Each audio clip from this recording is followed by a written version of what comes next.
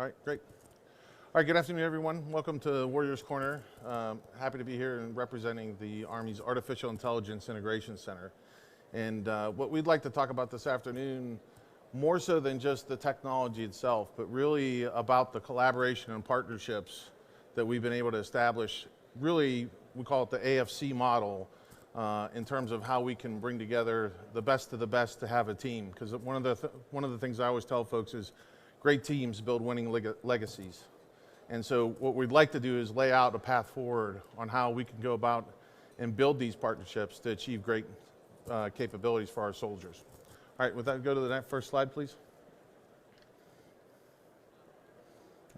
So just to kind of set the scene, as you know, about 3 years ago, the Army senior leadership, in conjunction with the other key decision makers and stakeholders, decided to put Army Futures Command in Austin, Texas.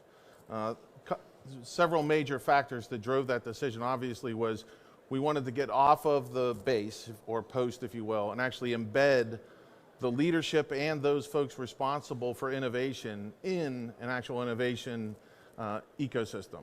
And so I think now, 3 years later, if you look and see what all has transpired in Austin, Texas, with the change of folks that have migrated there for technology in a number of different areas, it looks as though the Army guessed right in that aspect in terms of where the lightning was going to strike, right? Now, along the same time, about 3 years ago, Department of Defense as a whole was looking at what are the things that we need to do to help accelerate our leveraging AI in terms of capability development. And at the time, you recall, there was a lot of work that had been done in the intelligence community, partnering with industry and academia, to bring together some of those capabilities. But then as it started to mature, there was some hesitation with our industry and our academic partners on what was the actual purpose of AI and how does it fit in, from I'll say a responsible AI perspective. And so to address that, one of the things that we knew we needed to do was go to a place where there's active research that spanned the spectrum. And so as we looked across the different areas where you could find those opportunities, the DoD, as well as Department of the Army leadership, recognized the opportunity that you had in a long-term partnership with academia, such as Carnegie Mellon, that were very well tied into our DoD research, et cetera.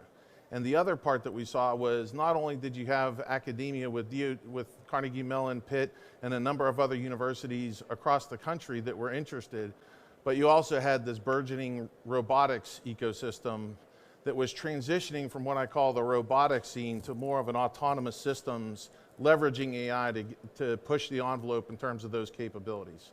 And so the decision was made that we would stand up and really test out what was then the AI task force, with all of about 16 folks focused on 4 different project areas to see if that AFC model could be brought to bear and generate results out of Pittsburgh. All right, next slide.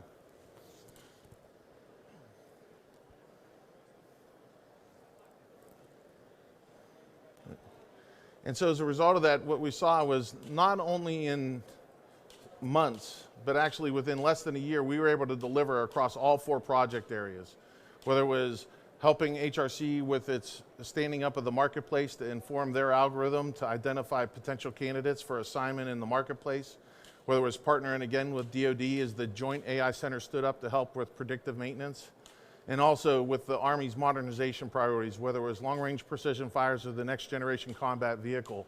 We quickly identified leading technology that was resident in Pittsburgh or in those other areas, be it Austin or the NCR, that we could pull together and rapidly develop those capabilities and put them to the field. And so that's really the idea of what we're trying to get after, is how do we go from using a calendar to track years of development to get to the stopwatch, if you will, to say how do we get this to the soldiers when we need them. And so what you see here is really the refinement of the Army strategy. So based on the success the task force had in pulling together these partnerships across the ecosystem, we said, how do we now pull this together at the enterprise level? And so that was last October, about a year ago, is when the Army formally made the establishment of the Artificial Intelligence Integration Center. And as a result of that growth, the Army also said we need to update our strategy. And so what you see here reflected are the 5 lines of effort that the Army strategy. Now I won't go into too much of this, I'll just merely mention them briefly for you. But again, as you can imagine with AI, AI is more than just an algorithm, right? It's more than just that smart piece of code that's written that leverages data. There's a lot that goes into that. We refer to it as the AI stack, which is prominent not only in the Army, but our sister services have begun to adopt it as well, coming out as a best practice of frameworks for what we see from the researchers. And so by thinking about that AI stack, we understand that you have to really go after the infrastructure as well as the data to pull that together. Our AI workforce development. General McConville, as you know, his top priority is people first. And so with us, when you think .mil PF, it's not just the material, it's also the people, it's the training, it's the leadership, it's the organization. And so that's why you see in the people first organization, workforce development is right there at the top of where we have to go in terms of our effort. The other 3 you would expect, modernizing our platforms, that's where we pull all that .mil PF capability perspectives together and rapidly field the systems, right? We have to do it together as a team, and so that's why you see this notion of AI governance is not really about how do we tell folks no in a typical bureaucratic fashion. This is really about reaching out to find the folks that have the best ideas, that have the best capabilities, both technically as well as organizationally, and how do we accelerate that to deliver capability. And then the last one in terms of AI ethics, the Army, when we were still as the AI task force, recognized the prominence of ethics and the implications that it would have on our acceptance of AI as a capability. And so we were the first ones to establish a chief ethics officer that we were able to bring down and have a PhD that actually did almost all of their research work and had a career-long history of working with DARPA and other technology organizations to bring in that ethical perspective about technology throughout the life cycle of the development. And so it was no surprise to us when the DepSecDef signed out the memo on responsible AI, established as really the first step that the department was going to take with regard to AI. We were right there supporting that and look to continue to work with the JAIC and others, leveraging the ethics, the legal, and the policy perspectives for that. And so pulling that strategy together now we look forward to moving forward. So please go to the next slide. And so what you see here it should be no surprise to a number of you, is these are going from those 4 thrusts to what we call our portfolios. And if you look at what the basis of those portfolios are, no surprise, they are reflective of the joint capability areas. A lot of work is going on in the department with regard to JADC2. The Army's effort to kind of bring that together is going to be with its campaign of learning and project convergence. And so it's no surprise as we understand what AI does and how it fits together in the broader sense that we start off with a framework that inherently is joint. And so that's what you see reflected in the portfolios. This is where the work's going to be done with projects in these portfolios informed by architecture and data standards that will help pull all that together to realize the full capability of AI and how it supports autonomous systems and robotics. All right, next slide. And again, this is really reflective of the partnerships that we're talking about. So, you know, obviously winning matters, but winning as a team is even better. And so what we look to do with this effort is bring together a number of key organizations. Our first effort that we did as the task force, as I already mentioned, we started off by supporting the #1 and #2 priority in terms of the cross-functional teams. Immediately following those projects, we brought in the rest of the cross-functional teams, one, to help work with them and let them understand the possibilities and opportunities presented with AI, but also to learn from them where those technologies that they are fielding are going to take us, so that we're prepared both from a capability standpoint as well as an infrastructure to know where we need to be prepared to support them as they start to field systems in the next couple of years. And so this started with the CFTs. We have a unique opportunity in our particular area, whereas not only do we have the academic researchers that you have on main campus at places like Carnegie Mellon and Pitt, et cetera, but you also have 5 federally funded research and development centers, or FFRDCs, that are right there with us. And so we're able to leverage both the technical expertise as well as the operational expertise as we develop going from technology to prototype. And then again, with industry, we bring that together as well as AFC's work with our ASOL community, quickly transitioning from those prototypes to programs or initiatives that we can either insert technologies or inform the requirements for those next set of programs of record. And so that's really the key thing that you see reflected in this chart, something I tend to call solving the maze backwards, where we think about that big step forward technology-wise, but it's informed by what we can actually do and what it takes to bring that technology leap together with work that's already been done and prototyped and is resident in the industrial base, right? And again, if you look at the memorandum that established the AI task force, the subject line was support to the Joint AI Center. And so we're very tightly coupled with our brothers and sisters up at the joint level in terms of where they're trying to take the department overall. And we continue to be their scout leading the way in a lot of these great areas. So great partnership that we have there. The key thing I'll say as I start to transition to the next slide, after you solve the maze backwards, it's easy to find that pathway forward. The next trick though is how do you actually realize pulling these partnerships together? So go to the next slide, please. What I'd like to do now is bring up Mr. Ruben Cruz, who is our lead for our finance and business operations, and just have him say a couple of words about these new opportunities, and then we'll be open to take questions. Ruben, please. Thank you, sir. Good afternoon, everybody. Dr. Maddie spent some time talking about how we got started, what was our initial task, right? Going after the 4 thrusts. And we've had a couple years now to go after those initial thrusts and to also do a scan across the Army of what's being done in AI and where are some of those capability gaps. We've had an opportunity to meet with all the cross-functional teams and to do a capabilities-based assessment on the Army. So it's informed what we have here. So we don't know what we don't know. But what we do understand is we have certain gaps or capabilities that we'd like to go after. So what we've put up is an opportunity, a broad agency announcement now that we understand some of the gaps that the Army does have, to give folks an opportunity to push forward some of their white papers, some of their ideas to try to address some of those capability gaps. You can see these are ongoing areas of interest that we have. It's a broad agency announcement that's open until 2026, and it's really focused on a technology readiness level that's really from TRL 1 through TRL 5. So if you compare that to like color of money, we're talking 6.1 basic research up to about intermediate 6.3 advanced research, right? So right before we get into the prototyping phase. So we're really looking at basic research, applied research, and doing proof of concept work. You can see we've got a variety of different open areas that we're hoping industry and academia can help us go after, right? Some of it could be basic research or fundamental research, but as Dr. Maddie mentioned about solving the maze backwards, right? Some of that information that we gain from there can help inform some of our future requirements, or if it's a little more advanced, it's something that we can potentially integrate into some work that the program executive officers are doing. We've got a QR code on the bottom here where you can just take a picture of it. It's got the full announcement, standard process, all types of vehicles, FAR-based, cooperative agreements. If you don't want to do anything like that, you're interested in more of a cooperative research or development arrangement like a CRADA. We've recently been given approval for some of the laboratory authorities. So we have the full complement of technology transfer authorities with us for CRADAs, partnership intermediate agreements, technology intermediary agreements, to give us the full swath of methodologies that we can use to partner up. Whether you're a business, academia, you're someone working out of your garage, you're an FFRDC, a nonprofit, whatever it is, we can reach out and bring you on to the team. Now, if you're a little more advanced for some of our industry partners, and if you can go to the next slide, please.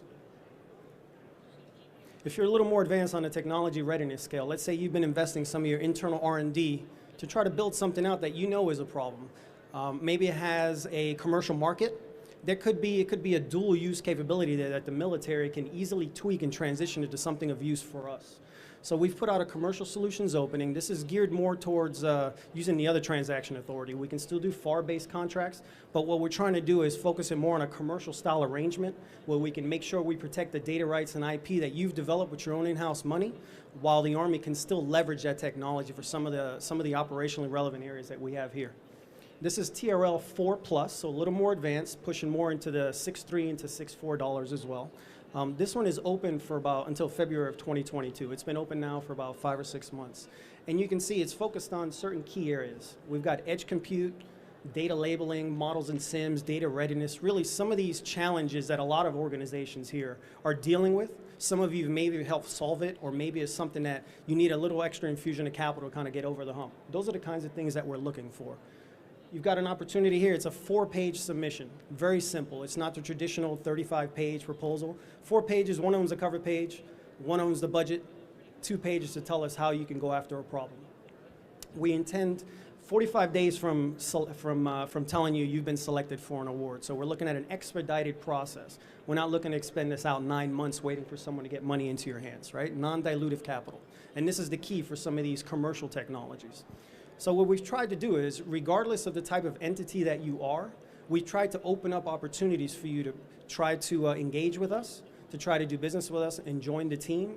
We don't know what type of technology are out there that could potentially be game-changing, but we want the opportunity for you to submit to us so we can review them and talk to you about it. Over to you, sir. Okay. Next slide. Okay. So before I go to questions, I just want to drive home one primary point. So not only have we changed in terms of going from a task force to a center, not only have we changed from going from 4 thrusts to joint capability areas, not only have we changed from, I'll say the rudimentary types of contracting vehicles, the business relationships, et cetera, but to explore some of these other opportunities. But what's really the most impactful change is how you actually interact with the center.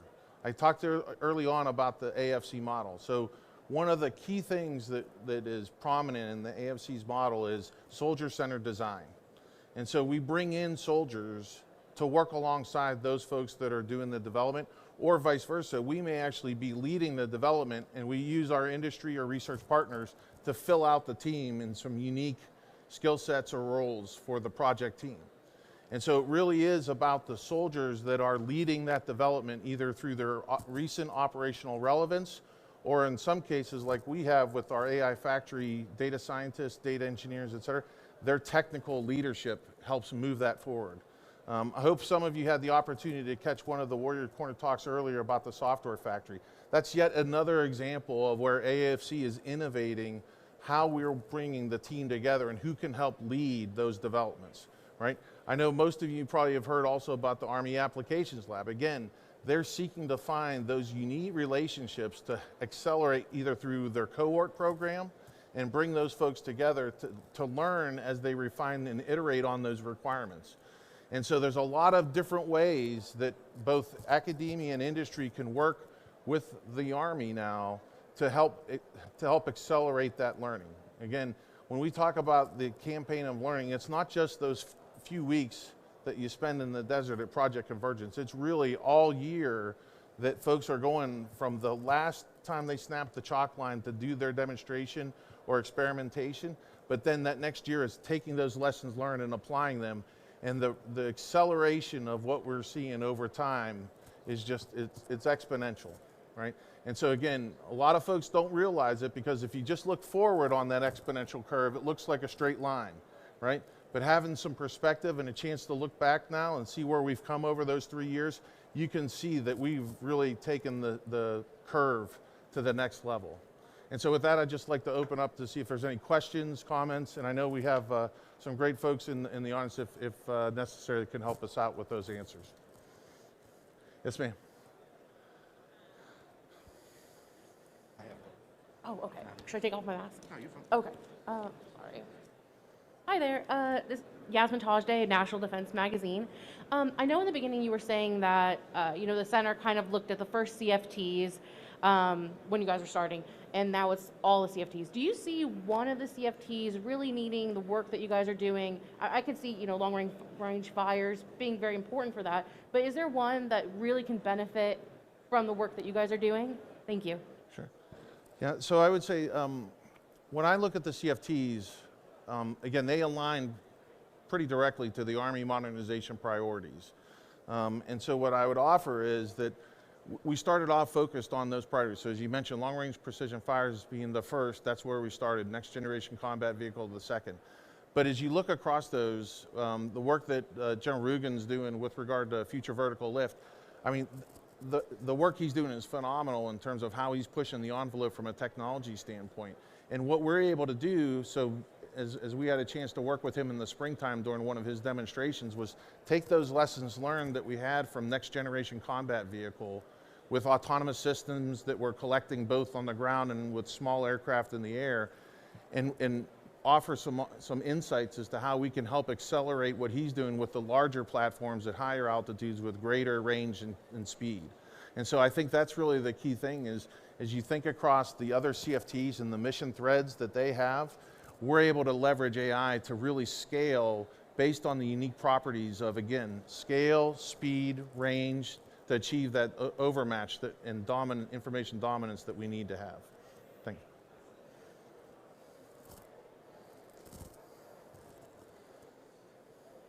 Any other questions? Oh, yes, ma'am.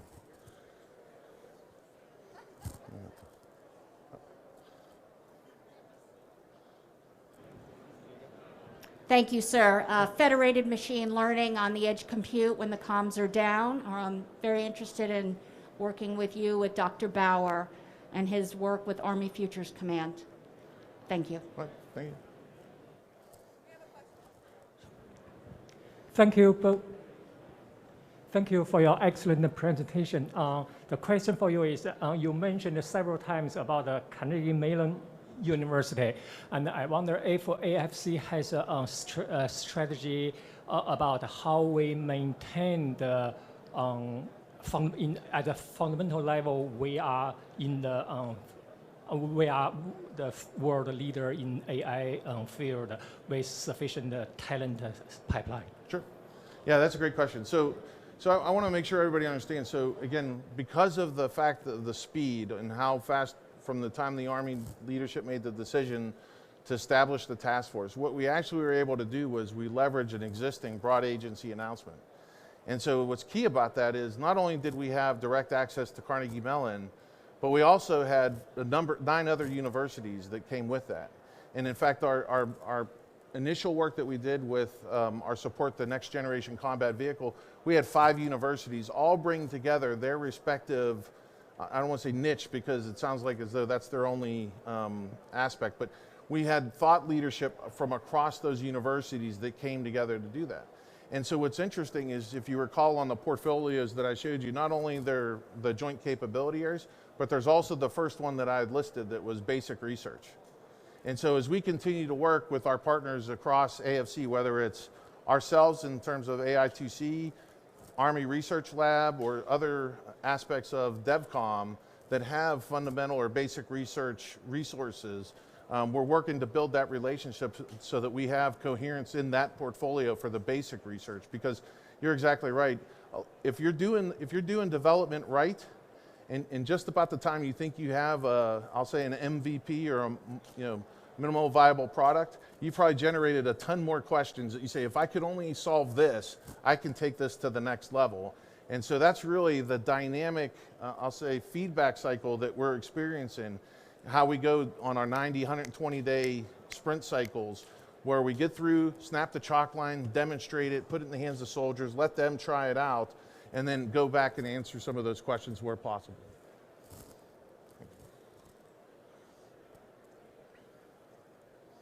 Any other questions?